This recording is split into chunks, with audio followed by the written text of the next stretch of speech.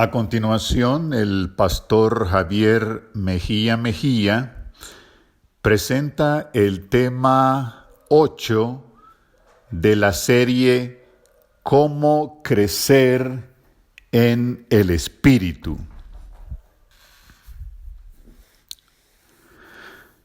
¿Por qué ser espiritual? Es el título del tema número 8 de esta serie que hemos venido estudiando. Así que, en forma de pregunta, hemos elaborado este título. ¿Por qué ser espiritual? Bueno, la búsqueda de un conocimiento profundo de Dios es una necesidad en la vida de la criatura espiritual que ha nacido de nuevo, no de voluntad de carne ni de voluntad de varón, sino por voluntad de Dios, como está registrado en el primer capítulo del Evangelio de Juan. Así que buscar conocer más de Dios tiene un poderoso impacto en la vida espiritual del creyente. Dios hizo al hombre a su imagen y semejanza, de acuerdo al relato de la creación de la criatura humana, allá en el capítulo 1 del Génesis, lo que indica que es posible establecer una relación con Dios para conocerlo, porque el hombre es hecho a imagen y semejanza de quien lo creó. Este hecho, entonces, indica que el hombre puede relacionarse con su creador. Ahora, ¿por qué es tan importante el conocimiento de Dios? Si la búsqueda de un conocimiento profundo de Dios es una necesidad en la vida espiritual del creyente, ¿por qué es tan importante este conocimiento de Dios? Bueno, hay un caso en 1 Samuel capítulo 2, versículo 12, que nos ayuda para encontrar la respuesta a esta pregunta. Es el caso de los hijos de Elí.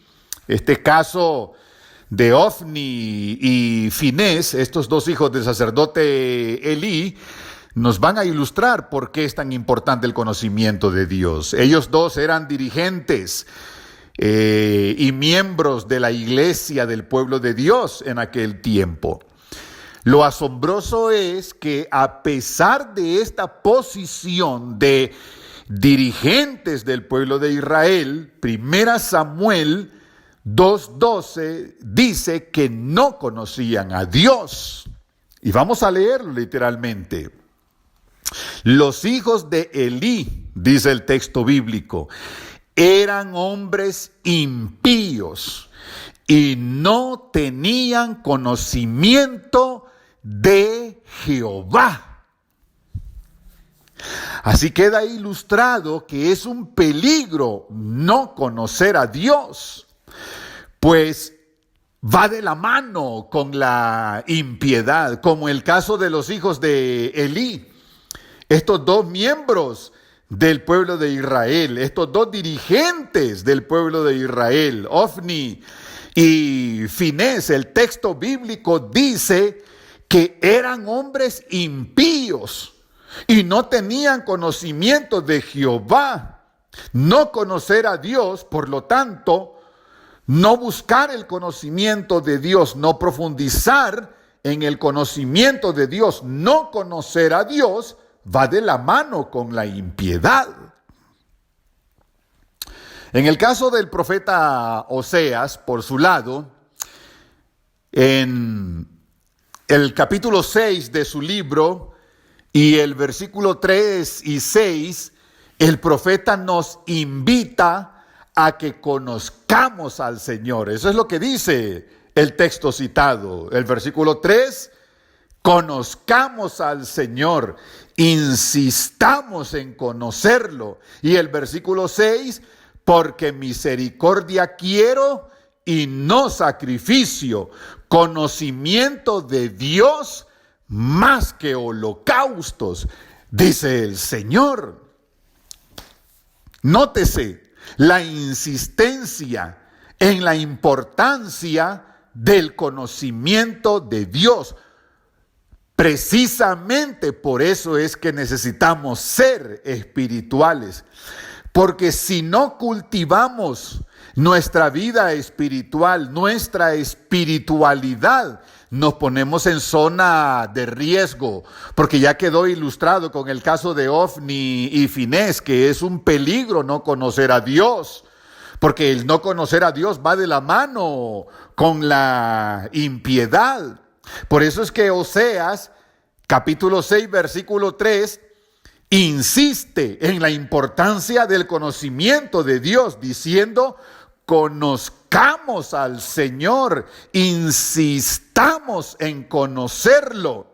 Y en el versículo 6, Dios mismo aparece en escena ahora diciendo: porque misericordia quiero y no sacrificio, conocimiento de Dios más que holocaustos. Ahí está entonces la respuesta bíblica a la pregunta que se convierte en el título de nuestro tema para hoy: ¿por qué ser espiritual? Ahora, ¿cómo se conoce al Señor? Bueno, ya sabemos que es por medio de la oración y el estudio diario de la Biblia, la palabra de Dios, porque a través de estas dos prácticas nos relacionamos con Dios. Y como resultado de esta relación, pues lo vamos conociendo, se va profundizando de manera progresiva nuestro conocimiento de Él. Ahora, la recomendación de Oseas es que insistamos en conocer al Señor. Conozcamos al Señor, dice el versículo 3 del capítulo 6. Y agrega: insistamos en conocerlo. Entonces esto nos da lugar a formular la pregunta: ¿cómo es que se insiste en conocer al Señor? Bueno, haciendo del estudio de la Biblia y de la oración una práctica de todos los días. Cada oportunidad de orar hay que aprovecharla, hay que orar. Cada oportunidad para meditar en el Señor hay que hacerlo. Cada oportunidad para estudiar su palabra hay que hacerlo, insistiendo una y otra vez en el conocimiento de Dios. Todos los días de nuestra vida ha de tener lugar esta insistencia en conocerlo. Como el caso de Ezequías, registrado allí en el libro de Crónicas, el capítulo 31, segunda Crónicas, capítulo 31 y versículo 21, dice que Ezequías buscó a Dios, lo hizo de todo corazón y fue prosperado.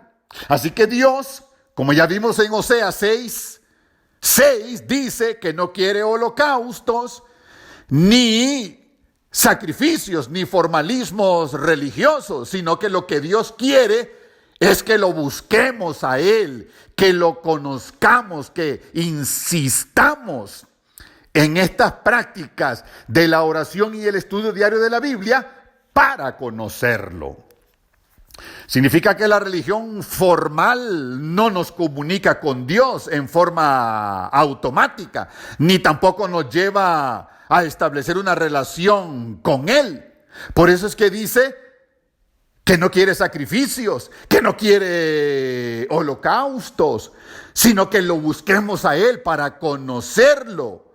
Cuando el Señor rechaza holocaustos y sacrificios como parte de un formalismo religioso, significa que ese formalismo religioso no nos pone en comunicación con Él de manera automática, no nos conduce a establecer una relación profunda con Él. Además, cada generación debe conocer por sí misma al Señor, es decir, cada individuo, cada padre, cada hijo debe insistir en conocerlo. Es lo que dice justamente el Salmo 24 y el versículo 6. Tal es la generación de los que le buscan, de los que buscan tu rostro, oh Dios de Jacob, escribió el salmista ahí en el Salmo 24 y el versículo 6. Caso contrario, si el individuo, el padre, el miembro de una generación, no insiste en buscar al Señor, en buscar su rostro, el peligro entonces está en correr la suerte de la generación posterior a Josué. Josué perteneció a una generación, pero Jueces capítulo 2 y versículo 10, refiriéndose a la generación que sucedió a Josué, a la generación posterior a Josué, dice, y toda aquella generación fue reunida también a sus padres, la generación de Josué. Y luego agrega, y se levantó después de ellos otra generación que no conocía a Jehová ni la obra que él había hecho por Israel. Dice el texto de Jueces, el capítulo 2 y el versículo 10. Así que queda claramente ilustrado con estos dos pasajes, Salmo 24:6 y Jueces 2:10, la importancia de que cada generación por sí misma debe buscar al Señor, debe insistir en profundizar en el conocimiento de Dios. Tal es la generación de los que le buscan, de los que buscan tu rostro, oh Dios de Jacob, establece el salmista en Salmos 24:6. Y en el caso de la generación de Josué, Jueces, el capítulo 2 y el versículo 10, dice que toda esa generación a la cual Josué pertenecía fue reunida con sus padres. Y el texto agrega que después se levantó, después de esta generación, después de ellos, otra generación que no conocía a Jehová, ni la obra que él había hecho por Israel. Así que la espiritualidad de los hijos no va a depender de los padres, ni la de los nietos, de los abuelos. Cada individuo en su propia generación llega a un momento en que adquiere conciencia de la importancia de buscar, profundizar el conocimiento de Dios. Y entonces debe echar mano de estos dos recursos que el Señor nos ha dejado para lograr este propósito: la oración y el estudio diario de la Biblia. Así que profundizar en el conocimiento de Dios, lo cual se logra mediante la oración y el estudio diario de la Biblia, es una necesidad extrema en la vida espiritual del creyente. En eventos de los últimos días, la página 161 se nos describe esta necesidad extrema en la vida espiritual del creyente con las siguientes palabras. Dice el texto en eventos de los últimos días: la mayor y más urgente de todas nuestras necesidades es la de un reavivamiento de la verdadera piedad en nuestro medio. Procurarlo debiera ser nuestra primera obra. Y ahí tenemos el pensamiento inspirado. Esta necesidad de alimento espiritual es la que va satisfaciendo cada día mediante la oración y el estudio de la Biblia, esa necesidad extrema. Esa es la mayor y más urgente de todas nuestras necesidades. Es un reavivamiento de la verdadera piedad en nuestro medio. Procurar ese reavivamiento debiera ser nuestra primera obra.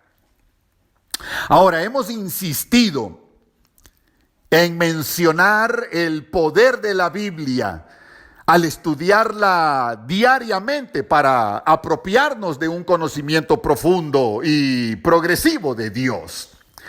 Pero el estudio de la Biblia debe ir acompañado del poder de la oración. Hay una cita del Espíritu de Profecía en el manuscrito 12 del 7 de febrero de 1901, en la que se escribió lo siguiente. Dice: los que estudian la Biblia con oración salen de ese estudio más sabios que cuando abrieron la Biblia.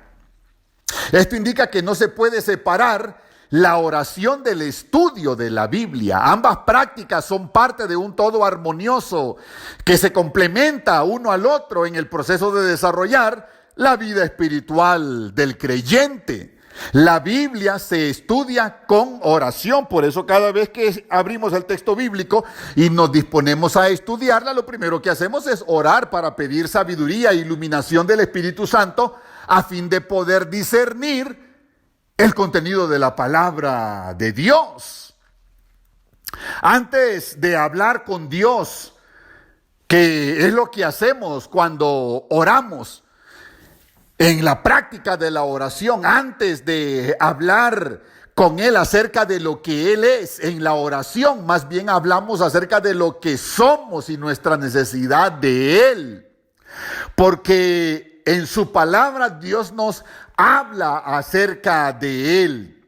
Dios se revela a nosotros en el contenido de su palabra. Allí nos revela esas verdades grandes, infinitas, de vasto alcance. Pero en la oración, o mejor dicho, por lo tanto, en la oración, antes de hablar con Dios acerca de lo que Él es, entonces más bien nosotros le hablamos acerca de lo que somos nosotros y de nuestra necesidad de Él. Estamos muy familiarizados con pasajes bíblicos acerca de la oración, tantos de ellos que abundan en la palabra de Dios. Por ejemplo, 1 Pedro 4:7 dice: sed pues sobrios y velad en oración. Efesios capítulo 6 versículo 18 dice: orando en todo tiempo con toda oración y súplica en el Espíritu. 1 Tesalonicenses 5:17 recomienda: orad sin cesar. Judas, versículos 20 y 21 dice: orando en el Espíritu Santo, conservaos en el amor de Dios. Es decir, la oración nos conserva en el amor de Dios. En 1 Timoteo capítulo 2 versículo 8, el apóstol Pablo escribió: quiero pues que los hombres oren en todo lugar. Cualquier lugar por donde andemos en el fluir de la vida diaria es un buen lugar para elevar nuestro pensamiento en constantes oraciones a Dios, cortas, breves oraciones, no solo por la mañana, al mediodía, o por la tarde, o por la noche. Lucas capítulo 5 y versículo 16 dice que Jesús se apartaba a lugares solitarios y oraba. Era una costumbre, un hábito en él hacer esto, aprovechar diferentes momentos del día, diferentes situaciones o circunstancias para hacerse a una parte, a un lugar tranquilo, para ponerse en comunión con su Padre que está en los cielos. Y hay mucho más en la Biblia que podríamos decir acerca de la oración. Sin embargo, solo tenemos algunos ejemplos de la vida real de algunas personas con necesidades espirituales reales para seguir ilustrando todo esto. Veamos el caso del rey Ezequías, por ejemplo. En su tiempo se celebraba la Pascua y en algún momento, dice 2 de Crónicas, capítulo 30 y versículo 27, los sacerdotes y levitas puestos en pie, bendijeron al pueblo, y la voz de ellos fue oída, y su oración llegó a la habitación de su santuario, al cielo, dice el texto bíblico.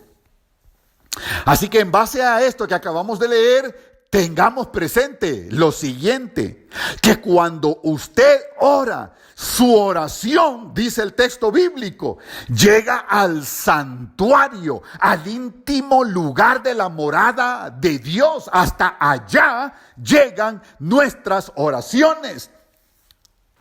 Porque por eso se registra en 2 Crónicas, capítulo 30, versículo 27, lo acontecido en días del rey Ezequías. Los sacerdotes y levitas se pusieron en pie, bendijeron al pueblo, y la voz de ellos fue oída, y su oración llegó a la habitación de su santuario, al cielo.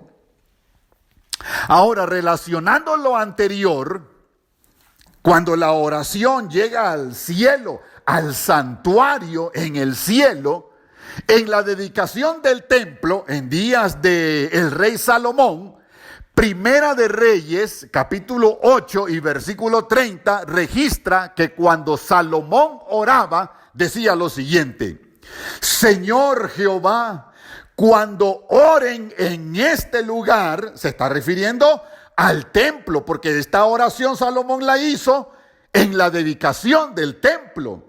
Entonces Salomón en su oración de dedicación dice: cuando oren en este lugar, es decir, cuando los miembros del pueblo de Israel oren en este lugar, también tú lo oirás en el lugar de tu morada en los cielos, dice Primera de Reyes 8:30.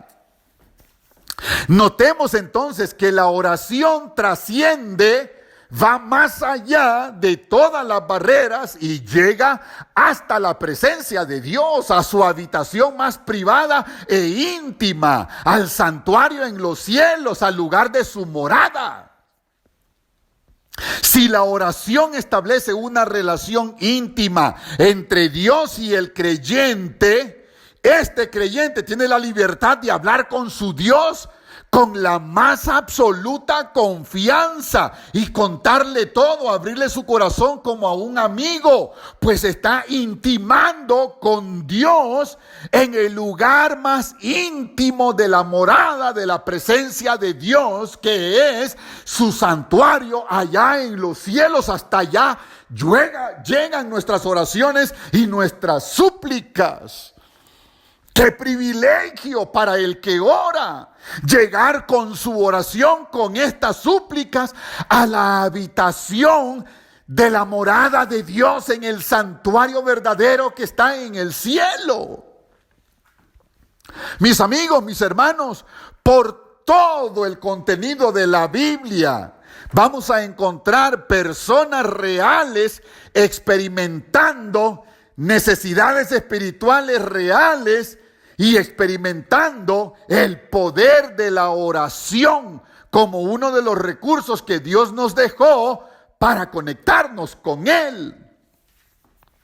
Por ejemplo, uno de estos personajes, para seguir incrementando esta lista, ya mencionamos a Ezequías, ya mencionamos a Salomón, etcétera, pero para seguir hablando de otros personajes, veamos el caso de Isaac, relatado allí en Génesis, el capítulo 25 y el versículo 21, en donde Isaac oraba para que su esposa estéril concibiera, porque era estéril. ¿Y qué pasó como resultado de su oración? Rebeca concibe no uno, sino 2 hijos. Recordamos el caso de Manoa, uno de los 2 progenitores de Sansón. Cuando Manoa oraba para que un ángel volviera a él, Dios le contesta su oración enviándole al ángel, registrado ahí en Jueces, el capítulo 13, versículos 8 y 9. En el caso de Jesús, allá en Mateo, capítulo 26, versículo 39, el versículo 44, el 42. se nos dice que en su momento de mayor angustia, el Señor Jesús oró 3 veces pidiendo que pasara de él la copa que debía apurar si era la voluntad de Dios. Y dice el texto bíblico que estando en angustia, porque iba a enfrentar la cruz del Calvario, estando en angustia, ¿qué hacía el Señor Jesús? Dice el texto de Lucas 22:44, que oraba más intensamente. También la oración es poderosa para librarnos de caer en tentación, dice Mateo 26:41.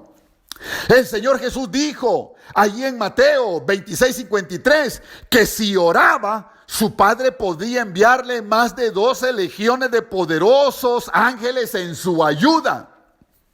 Y posteriormente, allá en Marcos capítulo 11, versículo 44, Jesús agregó: todo lo que pidiereis orando, creed que lo recibiréis y os vendrá. Y cuando se bautizó, hecho registrado allá en Lucas 6:12, Jesús dice que oró y el cielo se abrió. Lucas capítulo 3, versículo 31. A menudo Jesús pasó la noche orando a Dios, como lo encontramos en el pasaje anteriormente citado de Lucas 6:12. En otra oportunidad, de acuerdo a Lucas 9:29, entre tanto que oraba, dice que la apariencia del rostro de Jesús se transformó, se hizo otra.